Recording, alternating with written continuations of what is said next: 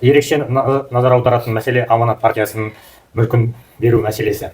Жарияланған ақпаратқа сәйкес, жаңа партияға жалпы құны 100 миллиард теңгеден асатын мүліктік және қаржылық активтер берілген. Жоғарыда айтқанымыздай, екінші съезд заңсыз болғандықтан бұл активтердің әлі толық заңды түрде қалыптаспаған әділет ұйымына берілуінің заңдылығы да күмән туғызады. Сондықтан біз құқық қорғау органдарынан жоғарыда көрсетілген барлық фактілер бойынша қылмыстық іс қозғап, жан-жақты тергеу жүргізуді талап етеміз. Біздің талап бір ғана: Қазақстанда заңның үстемдігі қамтамасыз етілуі тиіс. Біз мыналарды талап етеміз: Әділет партиясының екінші съезінің заңдылығын жою, Қазақстан Республикасы Әділет министрлігінің лауазымды тұлғаларын қылмыстық жауаптылыққа тарту, Әділет партиясының заңсыз бекітілген партиялық тізімінің күшін жою, Аманат партиясының мүлкін заңсыз беру фактісі бойынша кінәлі тұлғаларды қылмыстық жауаптылыққа тарту, Әділет партиясының заңсыз мемлекеттік тіркелуінің күшін жою. Осылайша жоғарыда баяндалған мән-жайлар мыналарды көрсетеді. Құны 100 миллиард теңгеден асатын Аманат саяси партиясының мүлкін иемдену мақсатында басшылар мен лауазымды тұлғалардың қылмыстық қатысқандық белгілері бар екенін, жаңадан құрылған Әділет партиясының партиялық рәсімдерді қолдан жасау және формальды түрде өткізу фактілерінің бар екенін, Қазақстан Республикасы Әділет министрлігінің Әділет партиясын заңсыз мемлекеттік тіркеуден өткізгенін, Қазақстан Республикасы орталық сайлау комиссиясының Әділет партиясының құрылтай сайлауын заңсыз жібергенін,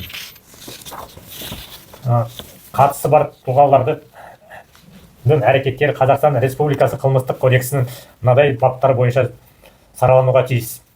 Бірінші, Қазақстан Республика қылмыстық кодексінің 263 бабында көзделген қылмыстық қоғамдастықты құру және оған басшылық жасау. Сондай олардың арасында жетекші орын алатын адамдарды осы әрекеттерді жасауы, мүлкі тәркіленіп 12 жылдан 15 жылға дейінгі мерзімге бас бостандығынан айырылу жазаланады.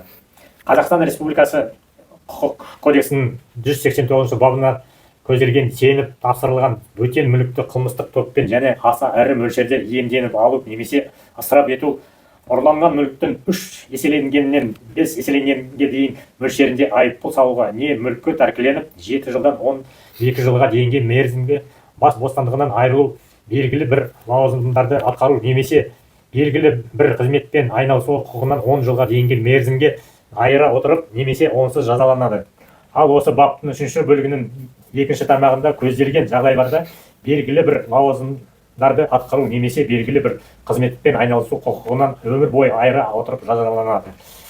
3-ші, Қазақстан Республикасы құқық кодексінің 190 бабында көзделген алаяқтық, яғни бөтен мүлікті алдау немесе сенімді теріс пайдалануға жолымен, сондай-ақ оған құқықты қылмыстық топпен және аса ірі мөлшерде иемдену, ұрланған мүліктің 3 еселенгеннен 5 еселенгенге дейін мөлшерінде айыппұл салуға не мүлікті тәркіленіп 5 жылдан 10 жылға дейінгі мерзімге бас бостандығынан айыруға, белгілі бір лауазымдарды атқару немесе белгілі бір қызметпен айналысуға құқығынан 10 жылға дейінгі мерзімге айыра отырып немесе онсыз жазаланады.